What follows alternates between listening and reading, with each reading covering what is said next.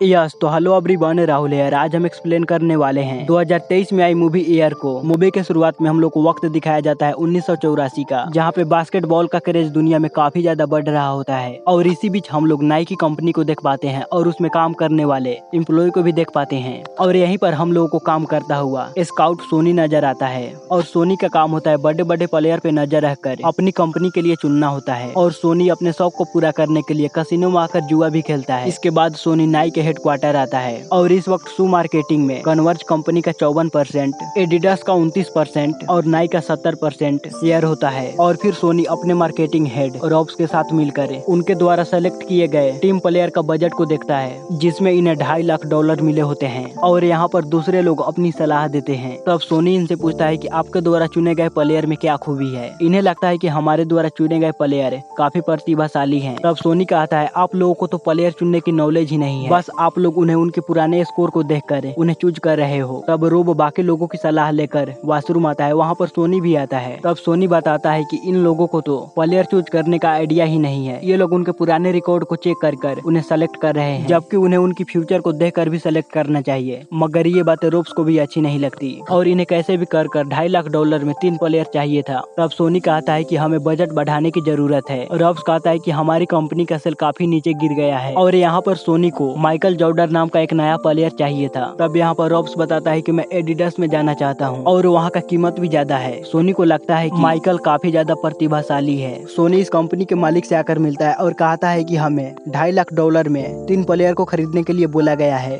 जो कि काफी सिंपल है। मगर ये लोग जिन प्लेयर को चूज किए हैं वो काफी लल्लू हैं और इस वजह से हमें कोई ज्यादा फायदा नहीं होने वाला। तब विल बताता है कि अगर कंपनी का इम्प्रूवमेंट नहीं हुआ तो मुझे पूरा स्टाफ बदलना पड़ेगा। मगर यहाँ पर सोनी को ज्यादा बजट चाहिए होता है और बास्केटबॉल ही आगे चलकर फ्यूचर बनने वाला है, इसीलिए हमें मार्केटिंग के लिए कुछ अलग और ज्यादा सोचना पड़ेगा। लेकिन विल उसे बोलता है कि सोनी को नाइकी का शू पहनकर भागना चाहिए। सोनी कहता है कि मैं इस बारे में सोचूंगा। इसके बाद वहाँ यहाँ से निकल जाता है और सुपरमार्केट में मार्केटिंग करने के लिए जाता है, जहाँ पर वो एक मैगजीन में माइकल जॉर्डन की तस्वीर को देखता है और शॉपकीपर से बात करता है कि NBA में नए चुने गए प्लेयर के बारे में बात करता है और वह माइकल के बारे में पूछता है। तब वो लड़का बताता है कि माइकल बहुत ही ज्यादा तेज है, उसने एक शॉट मारा और अपनी रैंकिंग को काफी आगे बढ़ा दिया और वो अब NBA में सेलेक्ट है। यहाँ पर सोनी को उसकी बातें काफी पसंद आती है और वहाँ घर पे आकर माइकल का किए गए शॉट को देखता है, जहाँ पर वो सोनी को शॉट काफी इंटरेस्टिंग लगता है और वो करीबन इस शॉट को 100 बार से भी ज्यादा देखता है। इसके बाद सोनी रॉब को भी यही शॉट दिखाता है, जहाँ पर वो बताता है कि माइकल ने आज से 3 साल पहले एक शॉट को मारा था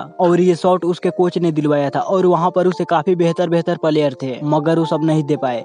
और हमें $2.5 लाख देकर हमें सिर्फ माइकल को ही चूज करना चाहिए और माइकल हमारे जूते को सिर्फ पहनेगा नहीं, बल्कि वो उसका फेवरेट जूता भी बनेगा और उसे पूरी दुनिया के सामने इसी तरह पेश करेंगे। और ये आइडिया रॉब को नहीं पसंद आता और वह कहता है कि एडिडास भी तो उसे $2.5 लाख दे सकते हैं और हम दोनों ये ऑफर देंगे तब तक बाकी प्लेयर बिक चुके होंगे। और माइकल नाइकी के साथ जुड़ना नहीं चाहता। तब सोनी कहता है कि मुझे माइकल को मनाने का आइडिया है और फिर सोनी माइकल के एजेंट डेविड बॉक्स से जाकर बात करता है, जहाँ पर डेविड को नाइकी के खराब बिजनेस के बारे में मालूम होता है और वो इन्हें छोटे मोटे प्लेयर को देना चाहता है। और तब सोनी माइकल को साइन करना चाहता है, ये बताता है। डेविड कहता है कि माइकल नाइकी के साथ जुड़ना नहीं चाहता, जिस पर सोनी कहता है कि तुम किसी भी तरह कर मेरा मीटिंग माइकल के साथ कराओ। तब डेविड बताता है कि कन्वर्स और एडिडास के साथ माइकल मीटिंग करने वाला है। अब सोनी आकर फिल से बात करता है और कहता है कि मुझे किसी भी तरह कर माइकल चाहिए और सोनी इनके बजट को भी बढ़ाने के लिए कहता है, लेकिन फिल ऐसा करने से मना कर देता है। वहाँ कहता है कि माइकल ने अभी तक NBA में अभी कदम भी नहीं रखा है और एक ही प्लेयर पे इतने सारे पैसे लगाना बेवकूफी होगी।